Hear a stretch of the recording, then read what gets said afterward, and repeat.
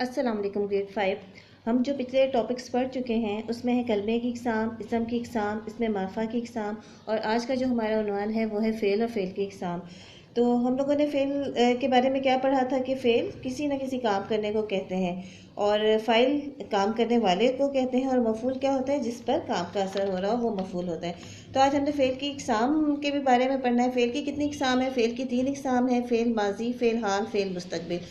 सबसे पहले फ़ेल माजी के बारे में पढ़ेंगे। वो ज़माना जो गुजर गया हो उसको क्या कहेंगे? फ़ेल माजी कहते हैं। जैसे कल मंगल था, वो आया, उसने पढ़ा, वो गई थी, ये सारी चीज़ें जो हो चुकी हुई हैं वो क्या होंगी? फ़ेल माजी होती हैं। फ़ेल हाल वो ज़माना होता है जो गुजर रहा है, यानी जो काम हो रहा है अभी, वो क्या है? फ़ेल हाल है। जैसा आज इतवार है, वो आता है, वो जाती है, वो पढ़ता है, वो खाता है, वो पानी पीती है, ये सारी चीज़ें क्या है? ये फ़ेल हाल में हो रही है ना, ये सारी चीज़ें फ़ेल हाल हैं। तो उसके बाद है फ़ेल मुस्तकबिल, वो ज़माना जो आइंदा आएगा, यानी आने वाले ज़माने को हम क्या कहेंगे? फ़ेल मुस्तकबिल कहते हैं।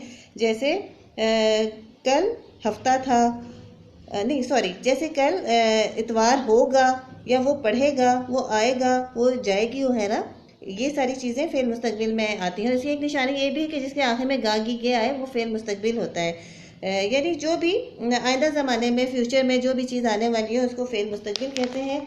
इसकी एग्जांपल आप इस तरह भी ले लें, जिस तरह फ़ेल माजी में क्या था? कल पीर था। हाल में क्या होगा? आज पीर है। मुस्तकबिल में क्या होगा? कल पीर हो गया होगा। फिर है माजी में क्या होगा? वो लाहौर गया।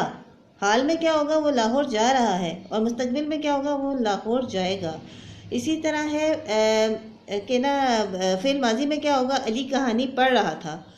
फ़ेल हाल में क्या होगा? अली कहानी पढ़ रहा है। और मुस्तकबिल में क्या होगा? अली कहानी पढ़ेगा।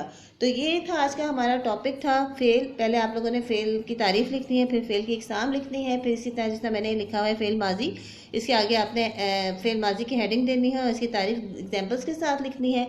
फिर फ़ेल हाल, फिर इसकी तारीफ़ एग्जांपल्स के साथ, फिर फ़ेल मुस्तकबिल, इसकी तारीफ़ एग्जांपल्स के साथ लिखनी है आपने। तो काम आपने अच्छा सा नीट एंड क्लीन डेट और डेट डाल कर करना है, और हर जो है सैटरडे को कॉपी आपने स्कूल में सबमिट करवानी है और मंडे को ले लेनी है। Thank you.